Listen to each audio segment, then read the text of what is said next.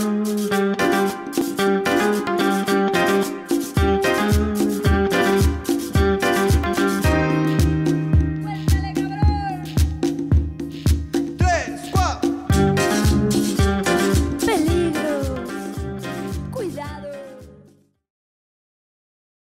are a number of reasons that account for why Latin America as a whole has tended, with some exceptions, to shift to the left in recent years.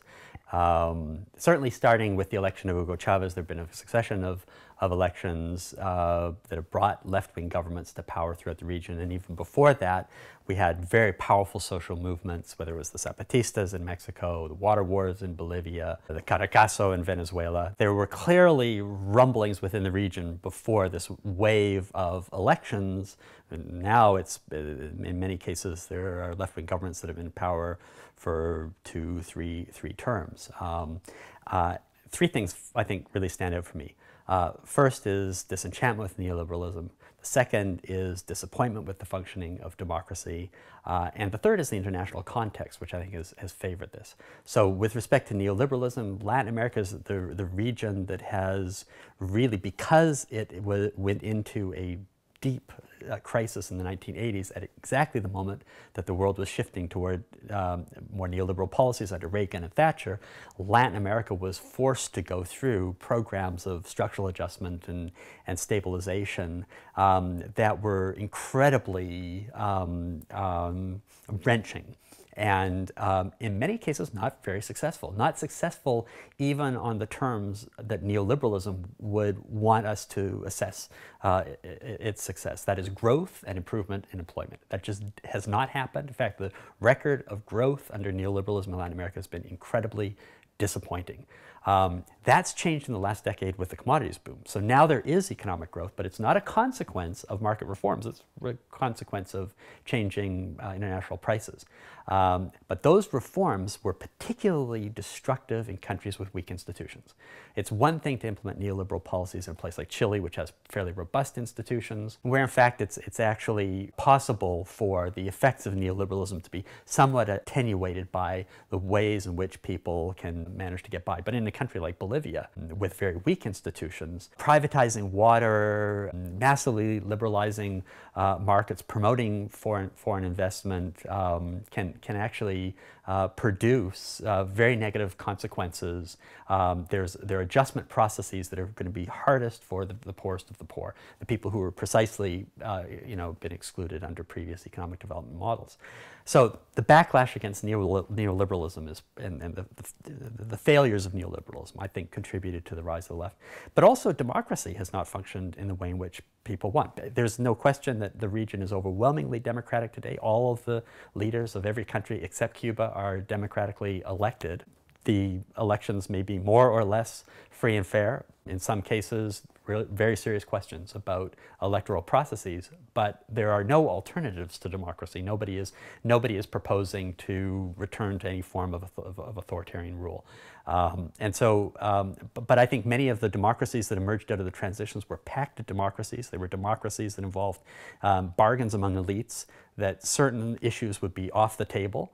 Those pacts have largely fallen apart. And today, we're now seeing governments that are acting on a wide range of areas which in the past would have been unthinkable, whether it's, for example, nationalizing natural resources or putting military on trial for human rights crimes and so forth. And then the third thing is there's never been a time, probably in the region's history, when it's had more autonomy in the international system.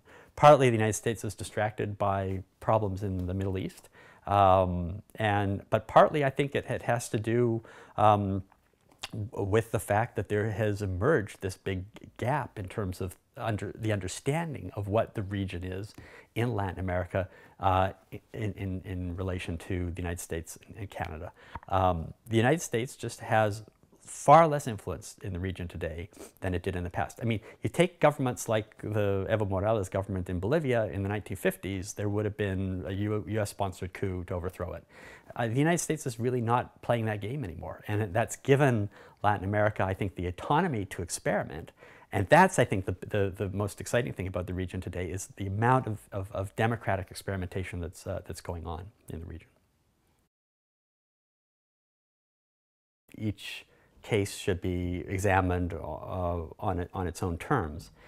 There is a well-known theory, and you and I have both written about this, of the sort of two lefts in Latin America. Sort of one argument is that there's kind of radical, populist, anti-democratic left-wing governments in Bolivia, Ecuador, and Venezuela, and then there are sort of much more mature, responsible, reformist left-wing governments in places like Chile and Uruguay and possibly Brazil, and some doubt about quite where we would situate Argentina. I tend to disagree with that, and the reason why I do is that I think that the kind of left-wing government that emerges in a country is going to reflect the conditions of that country. So take a country like Bolivia, right? So Bolivia is one of the countries in which, from the perspective of democratic development, in a way, everything is operating against it. It has a big extractive sector, substantial excluded indigenous population, long and difficult legacies of colonial rule, sort of patterns of highly repressive relationships in the countryside, highly militant. It went through a long period of anarchy in the 19th century, very exclusionary oligarchy emerges out of that, and then sort of a radical push for inclusion with the nationalist revolution in the 1950s, followed by military repression, and then this political opening in the 1980s. So you know, Bolivia is a tough country in which to imagine that we might establish democracy. And yet look at Bolivia today. It has had uninterrupted democratic rule since the 1980s. Evo Morales is elected. He's running as the leader of not a political party, but of a group of social movements. And these social movements actually come to power and then carry out sweeping reforms, including reforms that give indigenous people the opportunity to organize themselves according to their own habits and customs. He promotes a process of industrialization and development, which is intended to reduce poverty. He's highly successful at it. He's got a very high rate of economic growth, high levels of investment. Poverty is being diminished. Substantial public services are being provided to poor people. This is a country where people are getting much better off, and it's all being done democratically. It's all being done absolutely peacefully. It's absolutely remarkable. And so you could say, oh, but he's you know, his rhetoric is highly radical. He's an anti-imperialist bully, and he's connected to the cocoleros, and you know, and there is corruption. Well, of course, you know, all of those things are true. But if you consider the circumstances in which Bolivia is working, it's really quite remarkable. But then you've got a country like Uruguay. So Uruguay has a much more supposedly responsible, pragmatic, market-oriented left. They're willing to negotiate trade agreements with the United States and so forth. But of course, this is a small country, highly homogeneous, long democratic traditions. And it's not at all surprising that Uruguay's democracy is doing well. So you know, probably if you were to pick the highest quality democracy in Latin America today, it would be Costa Rica or Uruguay. But that's not particularly surprising. Another country that I think is remarkable is Brazil. I mean, here's a country that has probably the most democratic regime in the world. It is experimenting with new forms of popular participation from the local level up to the national level, whether it's participatory budgeting or policy conferences. Brazil is engaging hundreds of thousands of people in direct face-to-face popular forms of participation, while at the same time maintaining a well-functioning set of representative institutions, a clear separation of powers, governments that are highly responsive to the public, that are implementing innovative policies like Bolsa Familia, which is a conditional cash transfer program where essentially they give a lot of money to poor people in exchange for making sure they get their vaccinations up to date and send their kids to school, right? And it's actually reducing poverty on an extraordinary scale, particularly in the northeast of the country, and giving people a sense that they're citizens and that they're included. What a remarkable transformation. Now again, yes, there's corruption, huge corruption scandals with Petrobras. There are lots of problems with the way in which the state works, the role of lobbies and private companies and cartels within the public sector. All of that is very true. But I have every reason to believe that, you know, the Brazilian government over the next decade or so is going to confront those issues, and there'll be the same kind of progress in terms of strengthening the state that there's been in the last decade in terms of addressing extreme poverty. Latin America historically is the most unequal region of the world. But that's changing. Increasingly now in Latin America, inequality is diminishing. Even as inequality grows in countries like the United States and Canada, it's diminishing in Latin America. Today, in fact, the United States is more unequal than many Latin American countries. A number of Latin American countries have become more egalitarian. But nonetheless, historically, a very unequal region. And so a lot of the politics is around redistribution. And any time you redistribute wealth, whether from poor to rich or rich to poor, you're going to generate angry politics and reactions against that. So what's happening in Brazil is there's been a very the business community's interests have been well protected. Nobody in the Brazilian government under either Lula or Dilma have touched business interests in any fundamental way. It's been totally possible to do business in Brazil as it always has. But a huge investment has been made in promoting the poorest of the poor, getting them out of poverty. And so what that leaves in the middle is the middle class. And the middle class is seeing the poor get better off, and they're seeing the wealthy continue to prosper, and they're saying, what about us? And that's what all of these protests are all about. It's resentment on the part of the middle classes. And that resentment is significant, and it can fuel a shift to the right. So in fact, there's talk now about a new right emerging in Brazil and in Chile and in a number of other countries where it's quite possible that the politics of redistribution toward the poor will produce that kind of backlash in the middle classes. I don't particularly worry about that. I think it's actually, it's entirely predictable. When I was recently in Brazil, it was sort of striking talking to taxi drivers and people like that, which is classic petty bourgeois, middle class interests. What comes across in their rhetoric is these lazy people in the Northeast are getting better off and they're not doing anything.